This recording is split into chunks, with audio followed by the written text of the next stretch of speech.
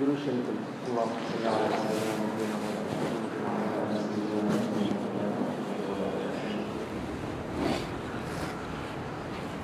سيدنا الحمد لله وحده والصلاة والسلام على من لا نبي بعده وعلى آله وأصحابه الذين أوفوا وعده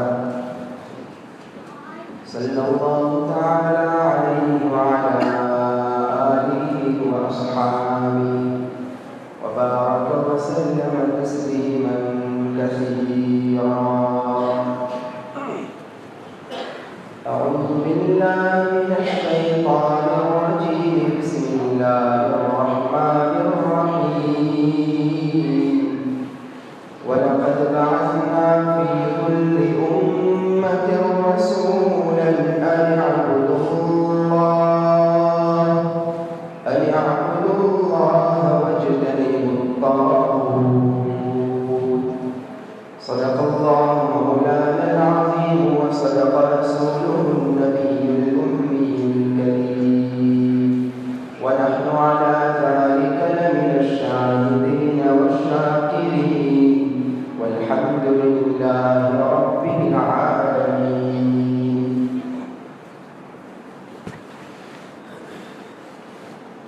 بزرگان محترم،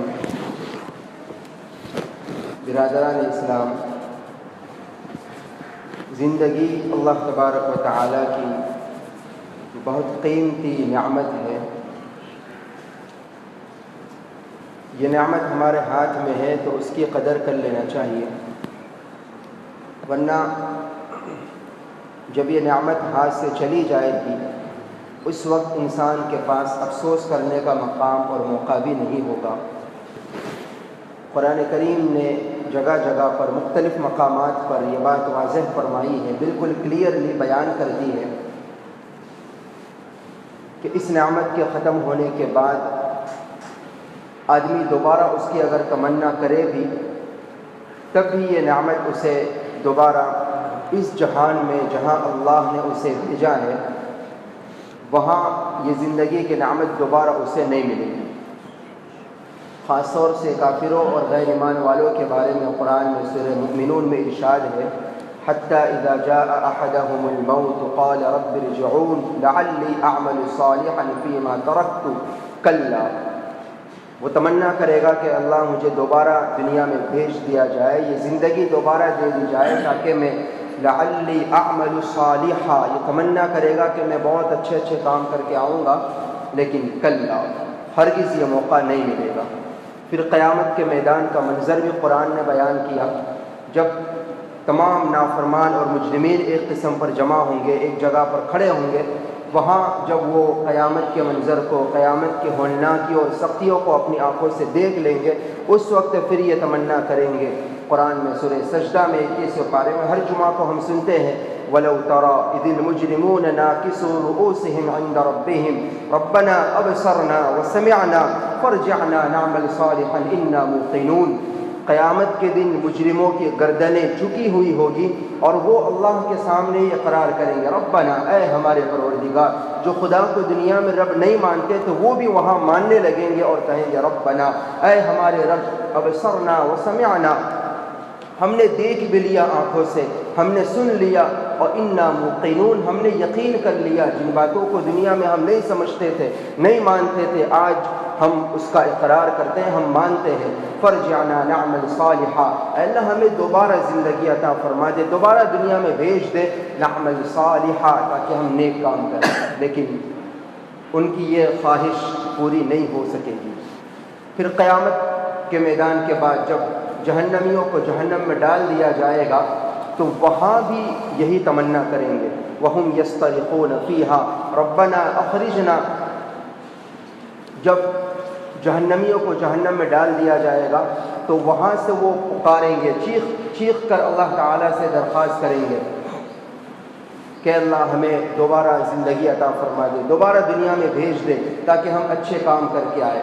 تو اس وقت بھی ان کی یہ تمنا پوری نہیں ہوگی، بلکہ کہا جائے گا اولم نعمرکم ما یتذکر فیہ من تذکر وجاءکم النذیر فذوقوا فما للظالمین من نصیر، ہم نے تو تمہیں زندگی دی تھی، اولم نعمرکم ما یتذکر فیہ من تذکر، کیا ہم نے تم کو اتنی زندگی نہیں دی تھی؟ کیا ہم نے تم کو اتنی مہلت اور اتنا موقع نہیں دیا تھا؟ ما یتذکر فیہ من تذکر، اگر تم چاہتے تو نصیحت حاصل کر سکتے تھے، اگر تم چاہتے تو کچھ کر سکتے تھے۔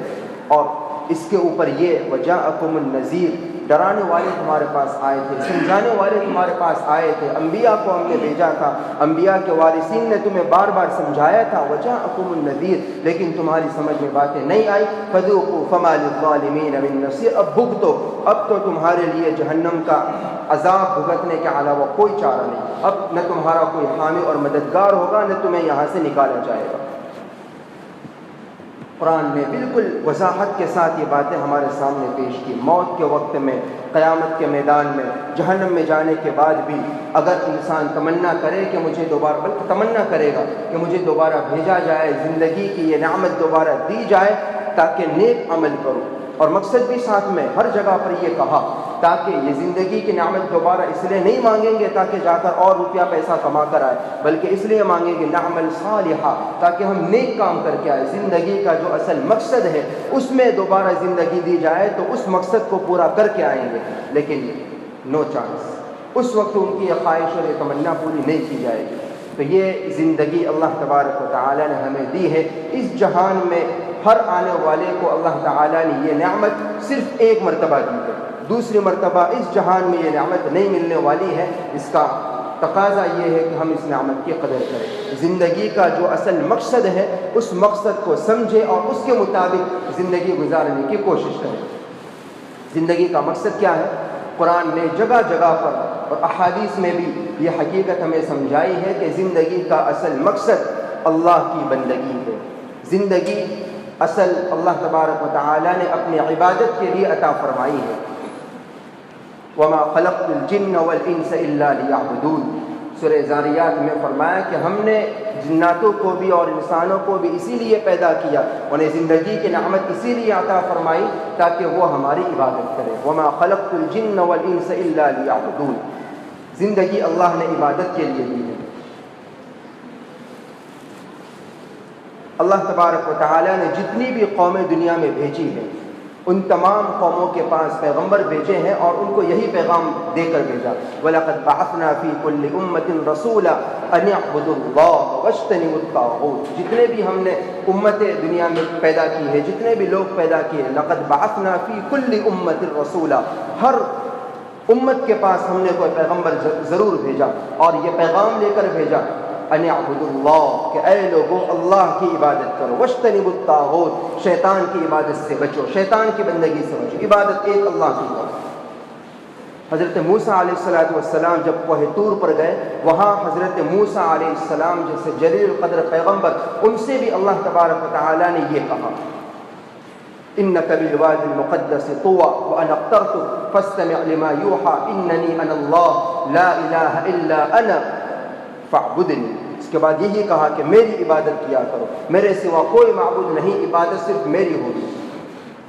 حتیٰ کہ جتنے بھی پیغمبر دنیا میں اللہ تعالیٰ نے بھیجے، ہر ایک پر اللہ نے یہ وحی بھیجی، وما ارسلنا من قبلك من رسول الا نوحی الیہ انہ لا الہ الا انا فاعبدون۔ ہر ایک سے اللہ تبارک و تعالیٰ نے یہی پیغام ان کو بھی دیا، ان کے واسطے سے ہر امت کو دیا کہ اللہ کی عبادت کرو، ایک اللہ کی بندگی کرو، اسی کے حکموں پر چلا کرو۔ اور روزانہ نماز میں، 5 وقتہ نمازوں میں، کئی کئی رکعتوں میں 20 مرتبہ اللہ تعالیٰ سے ہم روزانہ یہ وعدہ کرتے یا نہیں کرتے؟ روزانہ کتنی مرتبہ ہم اللہ سے وعدہ کرتے ہیں، ایاک نعبد و ایاک نستعین، یہ وعدہ ہو رہا ہے اللہ تعالیٰ کے دربار میں، اللہ کے گھر میں کھڑے ہو کر، اللہ کے سامنے کھڑے ہو کر روزانہ 20 مرتبہ ہم یہ وعدہ کرتے ہیں ایاک نعبد، کہ اے اللہ ہم آپ ہی کی عبادت کرتے ہیں اور آئندہ بھی آپ ہی کی عبادت کرتے رہیں گے۔ یہ عربی زبان کا لفظ ہے، ایک جملہ ہے اور اس میں یہ دونوں معنی ہیں، نہیں ہے کہ صرف ہم آپ کی عبادت کرتے، بلکہ دونوں معنی اس میں شامل ہیں، ہم آپ ہی کی عبادت کرتے ہیں اور اے اللہ ہم وعدہ کرتے ہیں کہ آئندہ بھی آپ ہی کی عبادت کرتے رہیں گے۔ روزانہ ہم وعدہ کرتے ہیں۔ اللہ کے نبی صلی اللہ علیہ وسلم، یہ قرآن کی 5 آیت ہے جس میں عبادت کا حکم دیا گیا ہے۔ اور احادیث میں ہم سب کے آقا و مولا تاجدار مدینہ سرکار دو عالم صلی اللہ علیہ وسلم نے بھی جتنے خطوط بادشاہوں کو بھیجے اس زمانے میں، ان کو بھی آپ نے یہی پیغام لکھ کر بھیجا کہ اسلام لے آؤ، مسلمان بن جاؤ، ایک اللہ کی عبادت کرو، اللہ کے سوا کسی کو شریک نہ کرو۔ یہ آیت بھی لکھ کر آپ بھیجا کرتے تھے، قل یا اہل الکتاب تعالوا الی کلمۃ سواء بیننا وبینکم الا نعبد الا اللہ ولا نشرک بہ شیئا۔ ایک اللہ کی عبادت کرو اور اس کے ساتھ عبادت میں کسی اور کو شریک نہ کرو۔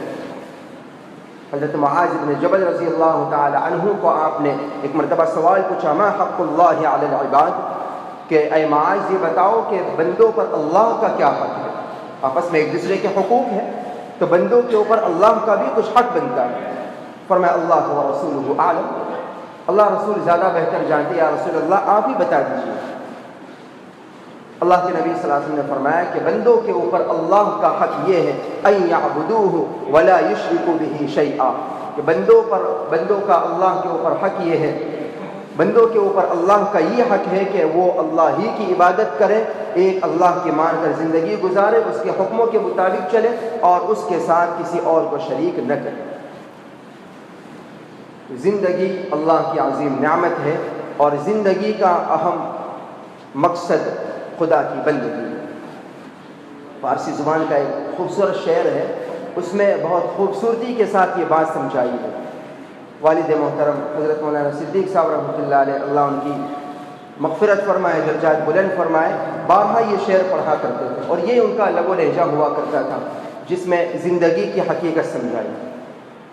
فرماتے ہیں زندگی آمد برائے بندگی، زندگی آمد برائے بندگی،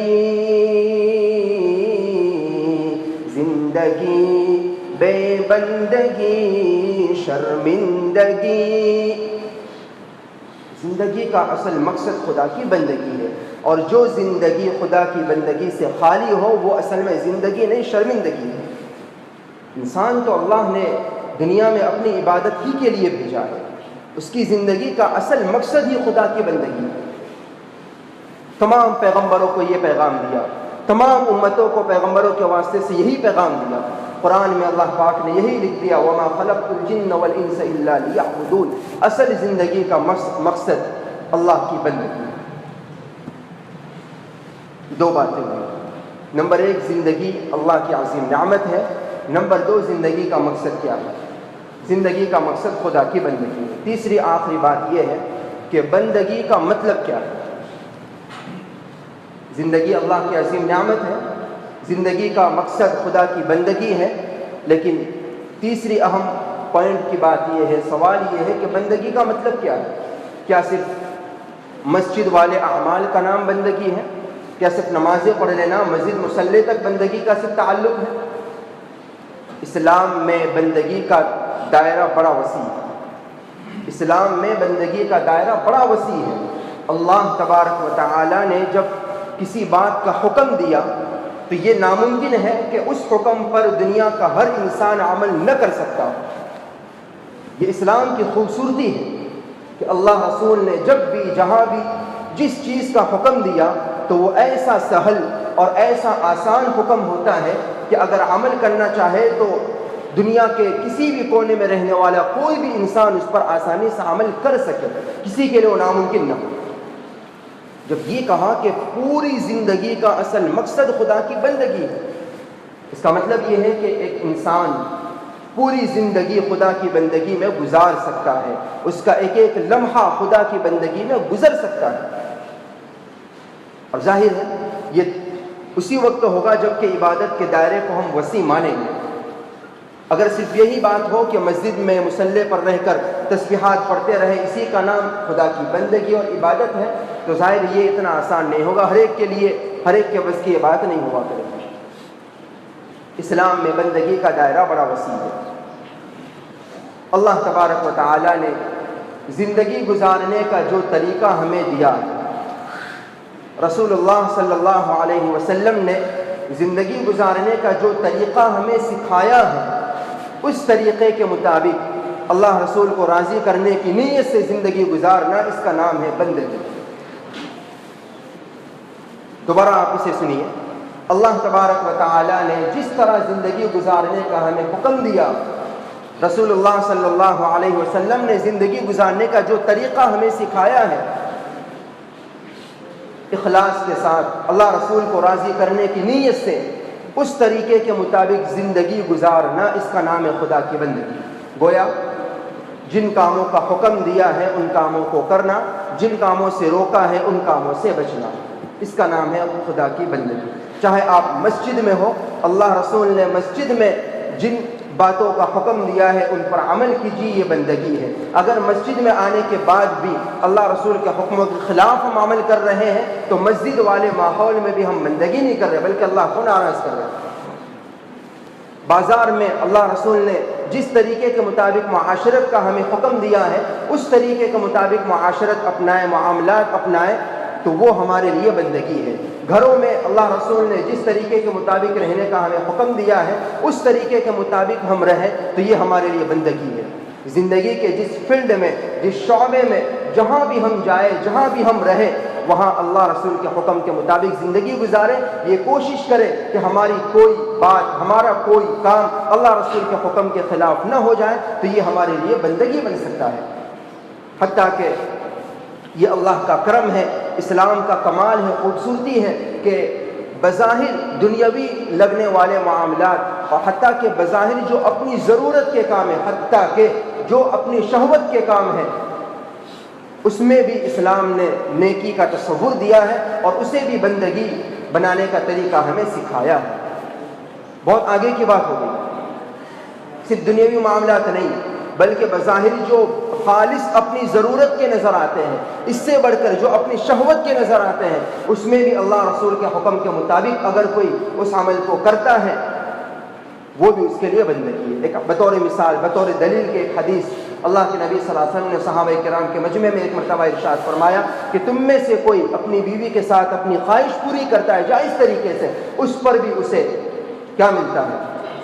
صدقے کا ثواب ملتا ہے۔ صحابہ کرام حیران، یا رسول اللہ صلی اللہ علیہ وسلم، ایک آدمی اپنی خواہش پوری کرتا اس پر بھی اسے ثواب ملے گا؟ فرمایا کہ اگر یہ اپنی خواہش غلط جگہ پر پوری کرتا تو کیا اسے گناہ نہ ہوتا؟ ضرور اسے گناہ ہوتا۔ تو جب وہ اپنی خواہش اللہ رسول کے بتائے ہوئے طریقے کے مطابق حلال طریقے سے اچھی نیت سے پوری کرتا ہے، اللہ تعالیٰ اس پر بھی اسے ثواب عطا فرماتے ہیں۔ اسلام بڑا خوبصورت مذہب ہے، بڑا آسان مذہب ہے۔ جہاں رہے، جس ماحول میں رہے، جس کام میں ہم مشغول رہیں، بس یہ پیش نظر رہے جو اللہ کے نبی صلی اللہ علیہ وسلم نے اپنے ایک صحابی سے فرمایا تھا، اتق اللہ اینما کنت، تم جہاں کہیں بھی رہو بس اللہ رسول کے حکم کو پیش نظر رکھو، اللہ رسول کا حکم اپنے نظر کے سامنے رکھو، اس کے مطابق آپ جو عمل کرتے رہو، بس یہ سوچو کہ میرے کسی کام سے اللہ رسول ناراض نہ ہو جائے، میرے کسی عمل سے اللہ رسول کا حکم نہ ٹوٹتا ہو، لوگوں کے حقوق ضائع نہ ہوتے ہوں۔ اگر یہ باتیں پیش نظر رکھ کر ہم عمل کریں گے تو ہماری پورے کی پوری زندگی شریعت اور سنت کے مطابق پورے کی پوری زندگی اللہ کی بندگی بن سکتی ہے۔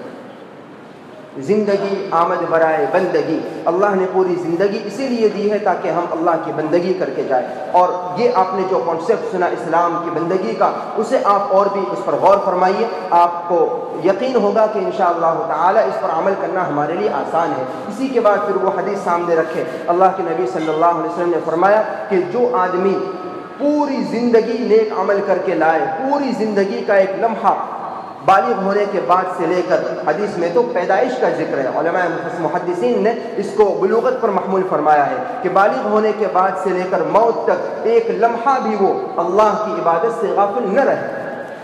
لو ان عبدا خر على وجهه من يوم ولد الى ان يموت حرما في طاعة اللہ، یہ فرمایا کہ بالغ ہونے کے بعد سے لے کر موت تک اس کا ایک لمحہ اللہ کی بندگی کے بغیر نہ گزرے۔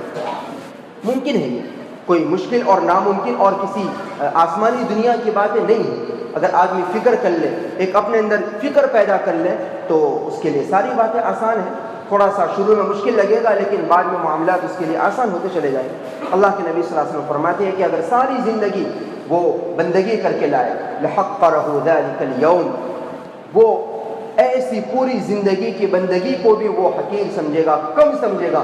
وَلَوُدَّ أَنَّهُ رُدَّ إِلَى الدُّنْيَا كَيْمَا يَزْدَادُ مِنَ الْأَجْرِ وَالثَّوَابِ، یہاں یہ بندہ بھی پھر تمنا کرے گا، وہی شروع والی بات، یہ آدمی بھی جو ساری زندگی بندگی لے کر گیا ہوگا وہ بھی یہ تمنا کرے گا انہو رد الی الدنیا کیما یزداد من الاجر والثواب، اسے دوبارہ دنیا میں بھیج دیا جائے، دوبارہ ایک زندگی کی نعمت دوبارہ اسے دے دی جائے تاکہ وہ اور زیادہ نیکیاں کما کر لائے، لیکن اس وقت یہ موقع نہیں ملے گا۔ آج اللہ نے ہمیں موقع دیا ہے، زندگی کی قدر کر لیجئے، جب بھی جہاں بھی جس وقت جو موقع ہمارے سامنے آئے، جو تقاضا ہمارے سامنے آئے، اس کو شریعت اور سنت کے مطابق عمل کرنے کی، انجام دینے کی کوشش کیجئے، یہ ہمارے لیے بندگی ہے۔ الیکشن کا زمانہ ہے، اللہ کے نبی صلی اللہ علیہ وسلم کا ایک فرمان ہے، ایک اعرابی، ایک گاؤں کے رہنے والے اللہ کے نبی صلی اللہ علیہ وسلم کے پاس آئے اور فرمانے لگے متی الساعہ، یا رسول اللہ قیامت کب آئے گی؟ آپ نے فرمایا اذا ضیعت الامانہ، جب امانتیں ضائع کی جانے لگے، جب امانتیں ضائع کی جانے لگے اس وقت قیامت آ جائے گی۔ پوچھا امانتوں کے ضائع کرنے کا کیا مطلب؟ فرمایا اذا وسد الامر الى غیر اہلہ فانتظر الساعہ، جب ذمہ داریاں نااہلوں کو دی جانے لگے، جب عہدے نااہلوں کو دیے جانے لگے، اس تو یہ مطلب ہے امانتوں کے ضائع ہونے کا، اور اس وقت پھر تم قیامت کا انتظار کرنا۔ تو یہ ایک بڑا عہدہ ہے، بڑی ذمہ داری ہے، ہم سب کی یہ ذمہ داری ہے کہ یہ ذمہ داری ان لوگوں کو دے، اپنے حق کا استعمال ان لوگوں کے بارے میں کرے جو واقعی میں اہل ہو، لائق ہو، یا کم از کم جو ایک جملہ شاید بولنا مناسب ہو نہ ہو، کم نالائق ہو، جو لائق ہو، جو بہت زیادہ مناسب ہو، ایسے لوگوں پر ہمارے اس حق کا استعمال ہونا چاہیے، یا کم سے کم جن سے کم نقصان کا اندیشہ ہو، کم نقصان کے بارے میں جن کے بارے میں یقین ہو، ایسے لوگوں کو یہ حق ہمارا ان کے بارے میں استعمال کرنا چاہیے۔ یہ ایک امانت ہے، امانت کو ضائع ہونے سے بچانا چاہیے۔ امانت جب ضائع ہونے لگے تو پھر اللہ کے نبی نے فرمایا قیامت آئے گی۔ اللہ تعالی ہم تمام کو زندگی کے اصل مقصد کو سمجھنے کی توفیق عطا فرمائے، زندگی کی نعمت کا صحیح استعمال کرنے کی توفیق عطا فرمائے، بندگی کے تقاضوں پر عمل کی توفیق عطا فرمائے۔ آمین وآخر دعوانا الحمدللہ رب العالمین۔